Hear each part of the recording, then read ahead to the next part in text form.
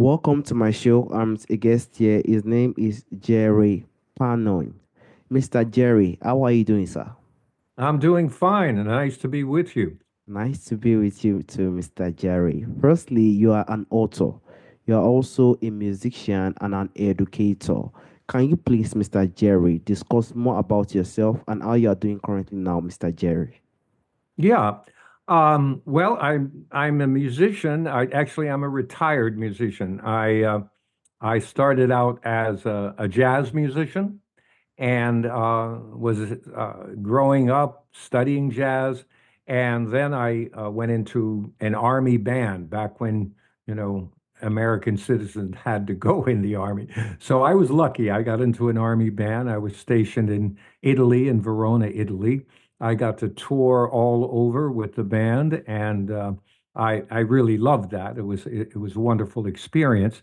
And then I got back to the United States, and I was touring with different groups around the United States, and finally got married, had two children, and realized that touring all the time was probably not the best thing to do to raise a family. So I started teaching music, and I discovered I absolutely loved teaching, and had a wonderful high school orchestra. Met a lot of people, had a lot of wonderful students. But I was always interested in philosophy and psychology. And I found that while I was teaching, I didn't have much time to investigate that.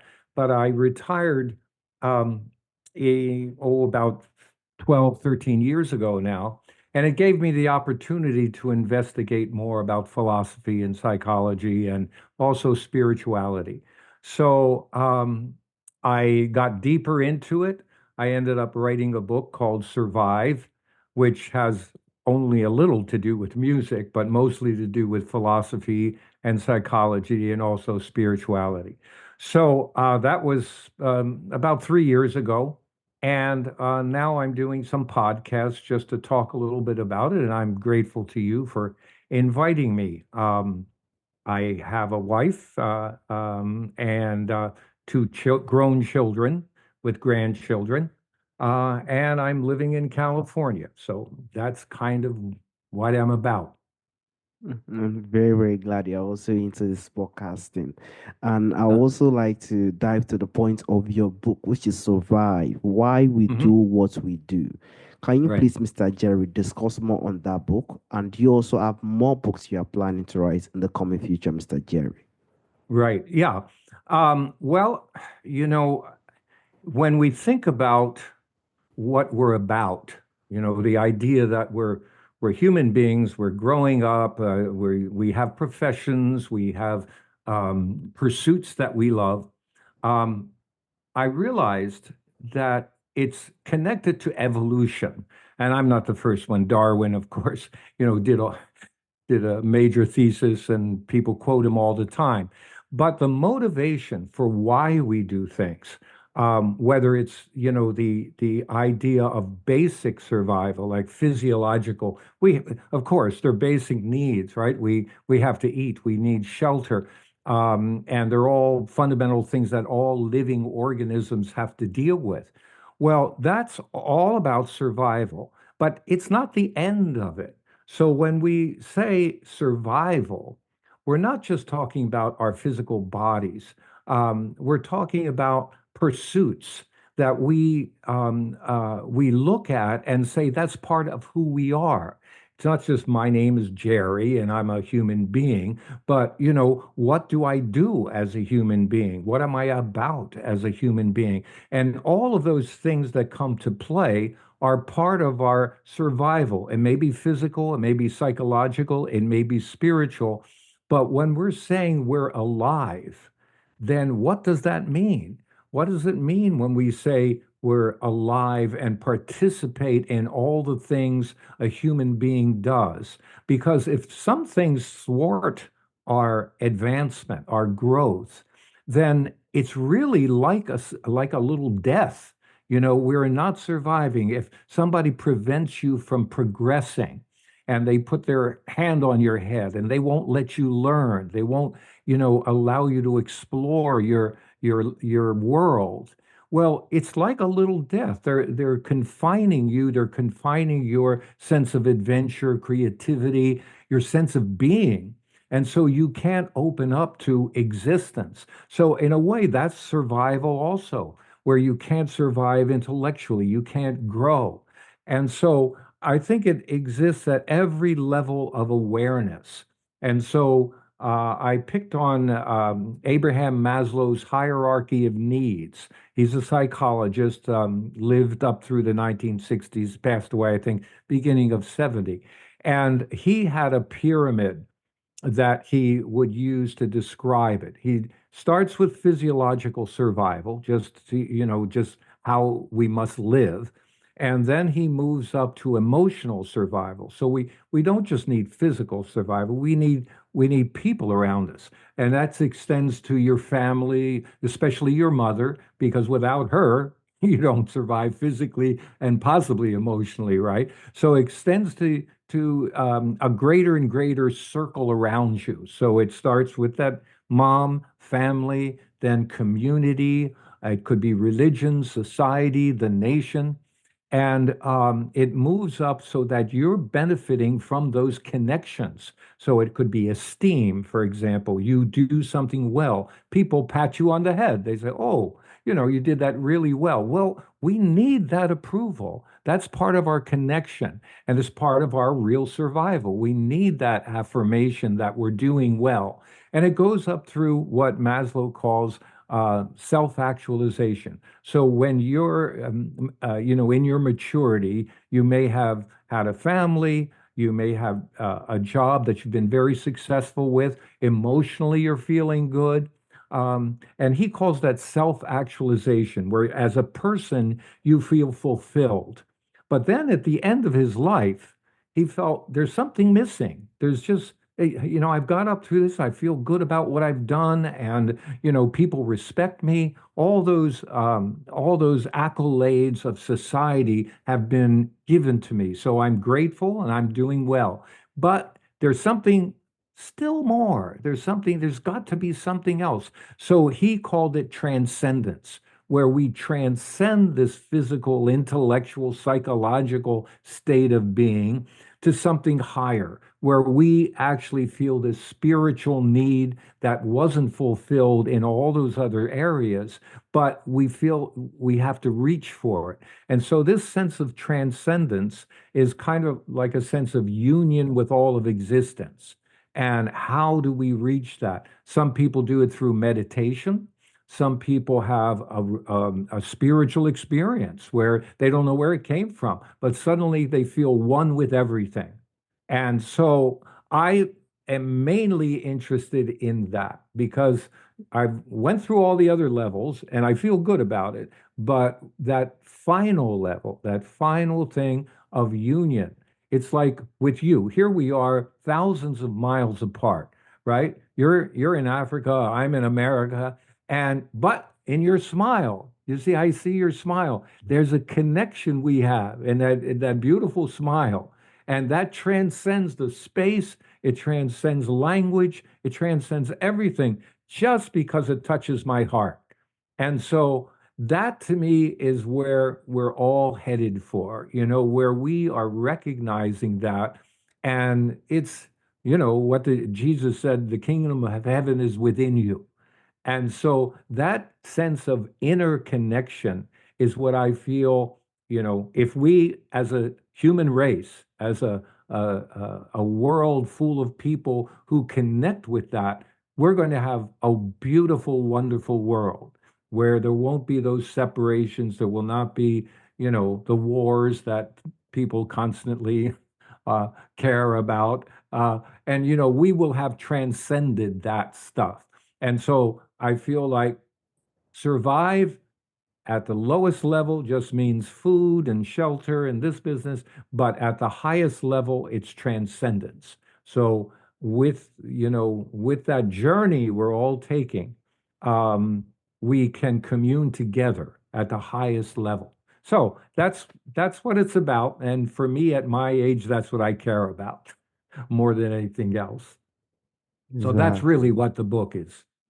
Exactly. That book is really, really, really powerful when it comes to physiology and making people understand why we need to continue to be together.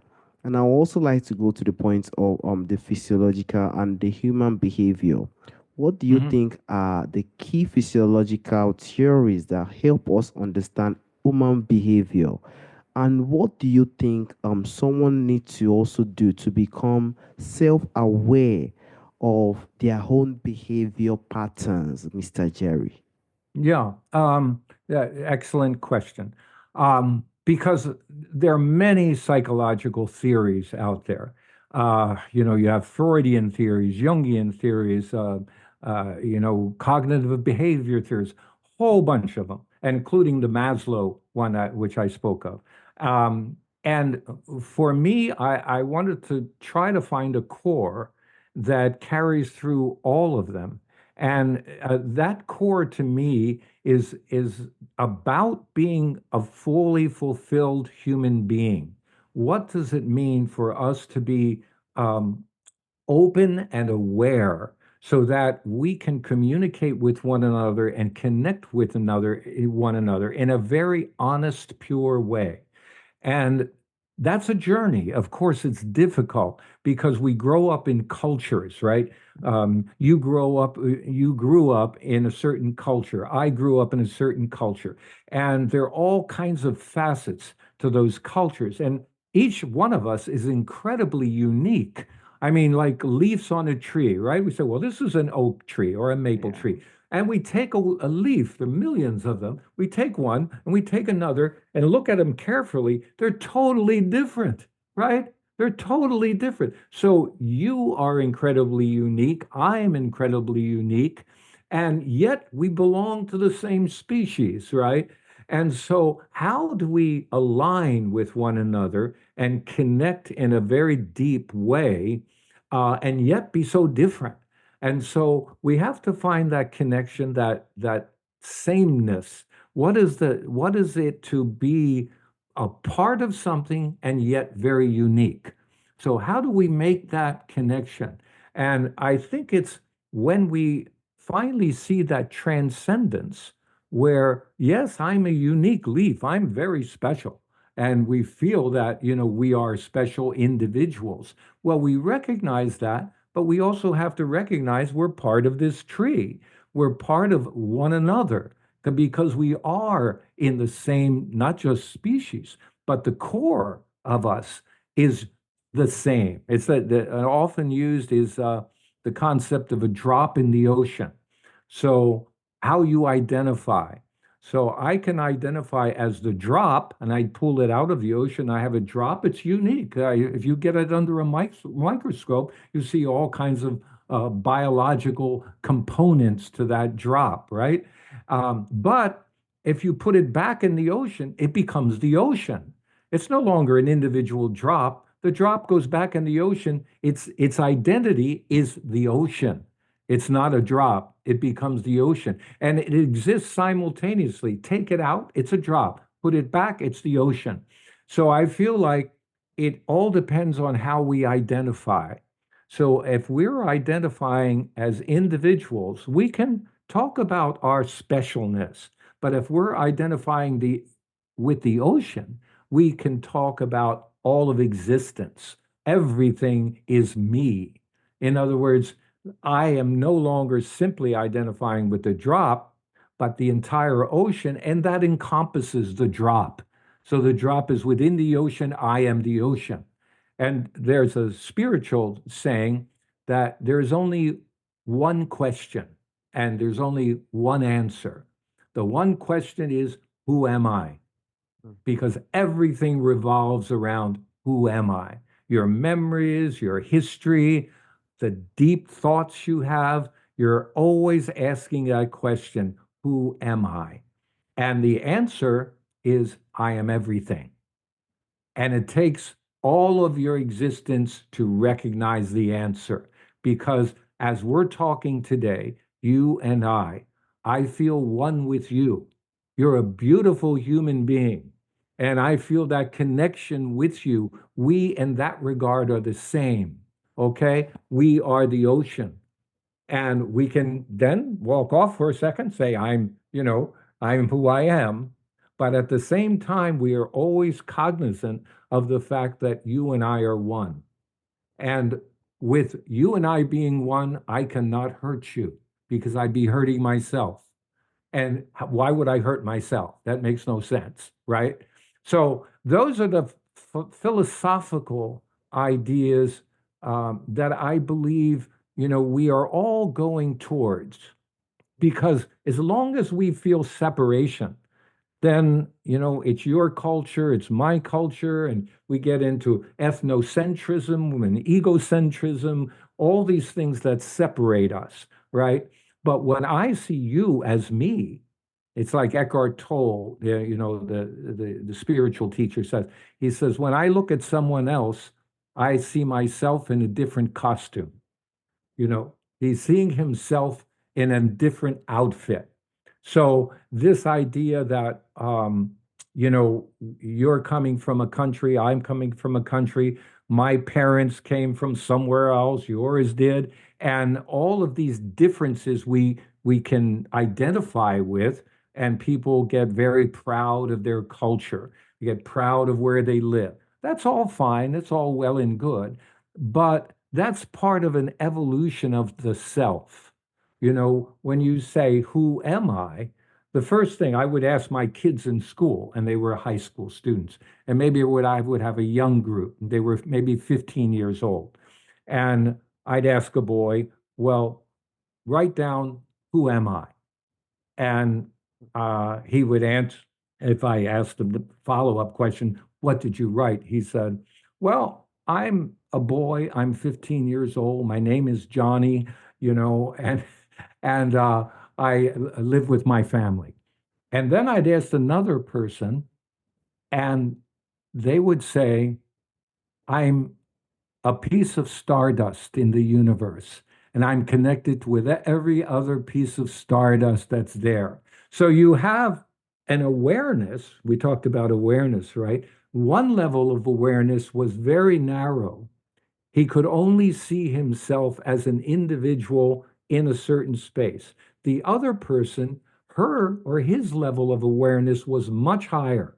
So he could connect with all that there is. And that's our journey. I mean, the real journey in life is this journey to awareness, a higher and higher level of awareness, so that when we see someone else, as Eckhart Tolle says, we're seeing ourselves in a different costume, because the essence of who we are is the same for every human being, for everything. In fact, every sentient being, with that essence is all the same. And it's only in identification with this body, with this personality, with this culture, that I separate myself from everyone else because I become attached to the little me. The little me is my culture. The little me is where I live. The little me is who I'm identifying with, which separates you and I.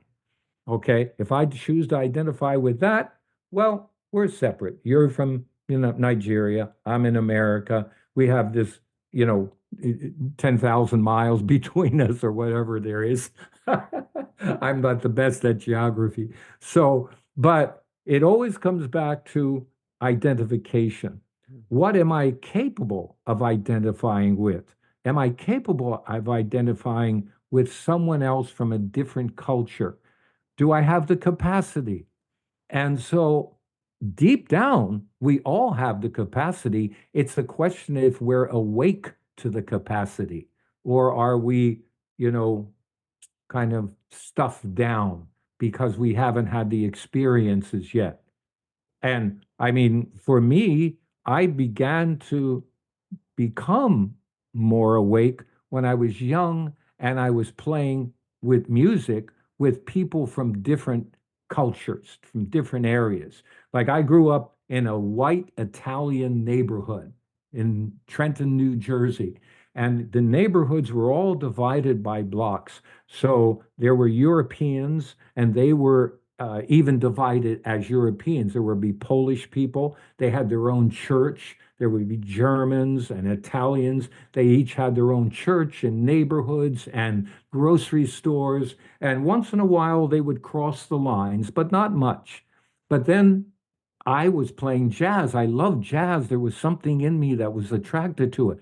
Well, the groups I played with, many times there were black men in those groups. They had their neighborhood. I had mine. I didn't know anything about them, but pretty soon the music brought us together as one, the music. And so I loved them as I loved my other friends. And but to other people in my neighborhood, they didn't understand that. They didn't understand how I could go play music with people from a different racial group. And so the music transcended. When we talk about transcendence, right? I can listen to music from any place in the world. And if I stop to take into account what goes into it, I can really enjoy it. But they're another culture, different, I might not understand the words if it's vocal music, but you feel something inside you, right, when you're hearing music. And so the music helped me transcend the differences in our cultures. And so that made me feel, well, we both love something important and it's the same thing, you know? So you might be sitting next to somebody now, they love the music you love their music, and pretty soon you bond as human beings. It's no longer separateness, it's bonding as human beings. And consequently, people tend to fall in love, they get married, they have children, and you know, some of their relatives understand and some don't. you know, and that's the way life is, right? But it's such a beautiful thing. It's such a wonderful thing. It's evolution. You know, we evolve into higher beings. And those who are not there yet, those who can't understand that yet, eventually they'll get there, eventually. But if you're in that group that does, then there's a beautiful place to be. And it's just a question of acceptance and broadening your capabilities. So that to me is like critical listening. There's critical thinking, there's critical listening. First has to come critical listening because you don't want to talk when you don't know what you're saying, so you have to listen first and analyze it. And if you don't agree, you ask yourself, okay, why don't I agree? And am I biased just because this person is coming from a different direction? Do I say, in my back of my mind, am I saying, oh, they don't know what they're talking about. My group knows what it's talking about, but they don't know. And that's a bias you might grow up with. I grew up with some of that because they would, my neighborhood, they were biased against almost everybody else. So you were expected when you grew up to marry an Italian Catholic girl. That was the expectation. And it was kind of crazy because we would go to high school and suddenly I was around other kids who weren't Italian Catholics, you know. And so I went out with a Polish girl and then I went out with a Jewish girl, and that was outrageous. They could not understand how I could do that, you know.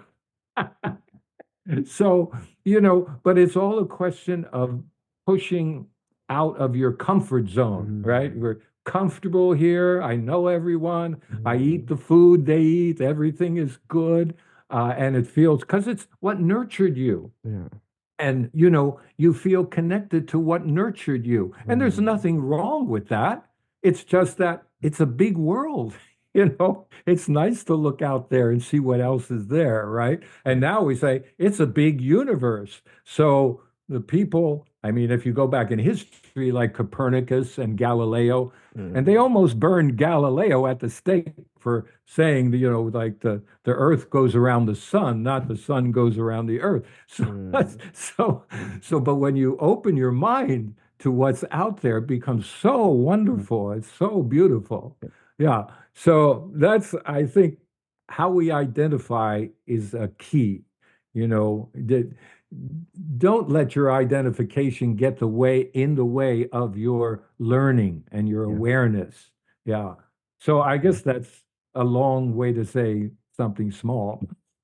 Exactly, But yeah, exactly. Completely agree. In fact, you've said every single thing that one needs to know. We are all special. And honestly yeah, speaking, we are all different. We all have different background. We are all sure. unique in different ways. But having that Yeah. sense of ways we could live that sense of, connection. I remember the time you said music. That music connected every single person together and everybody were just doing it together. Something that could just bring one together is really, really powerful. Every single Absolutely. person have this different background. We also have the same way, different way we think, but something will definitely bring us Yep. together. And that definitely, as you said, leads some people to marriage, leads some people to engagement, leads some people to different type of things, even partnership in life. And that is Hmm. really, really massive. Something will be there that will really connect every Yeah. single one. Thank you so much for that, Mr. Jerry. I Ah. learned very, very big thing today, honestly speaking. And Mr. Jerry, before we just go, there's a question I normally ask Mr. Jerry. Uh-huh. From the forefathers, there are a lot of things that do exist during our forefathers' time that is missing in our time today. Hmm. If there Right. is anyone or anything you would like to bring back to our time today, Mr. Jerry, what do you think that thing will be, Mr. Jerry? I I think what what I feel anyway, with our technology, which is wonderful, it gives us all kinds of stuff. We're missing the human connection, the touch. I had a plumber who was fixing a sink for me, and we were talking about, just technology and stuff. And he said to me, he said, "Yeah, it's all great," but he took his finger and he put it on my chest. He said, "That's what we're missing: Mhm. touch, touch and connection." And I feel like this, when you hold someone, it could be a child, it could be your friend, your mother, it could be, there's something special about that touch. We transmit something fundamental and super Mm, important. And that part, I think, we're missing today. And it's not, I mean, some cultures don't touch, yeah, they bow to you, but the connection is yeah, still there. So it doesn't have to be so much physical, but physical, I believe, helps. But mm, this recognition that we are connecting as mm, human beings, to me, I think people did that more in our ancestors' time, time. yeah, They felt, in fact, shaking hands, just shaking hands with somebody. You touch and something magical happens. yeah, There's just something special, and we might ignore it, but mm, there's something you can't deny, that shaking hands with somebody or a hug, there's something connecting, and we don't feel so alone. mm, And today, there's a big epidemic of people who feel alone. And I have some relatives, and they live alone. mm, They don't have the connections. They don't have the community, and they're very depressed. They're mm, extremely depressed. And all I could say is try to get out, try to make connections with other people, mm, because it's so important. We're physical, right? We are in a physical body, and that yes, physical body needs those connections. And so it nurtures us, it gives us health. You ask the psychologist, well, of course, if you're physically connected with someone, it yeah, helps your health. And mm, so I think we're losing that. And the more technology we have, it seems the more we lose. And if there's some way of us bringing that back, again, it doesn't always have to be physical, yeah, but a connection with another person, a connection with a group. yeah, And, on the one hand, it may made us feel apart because yeah, we would only connect with our group, right? But if we just learn that it wasn't bad, it was a good thing, it nurtured mm, us.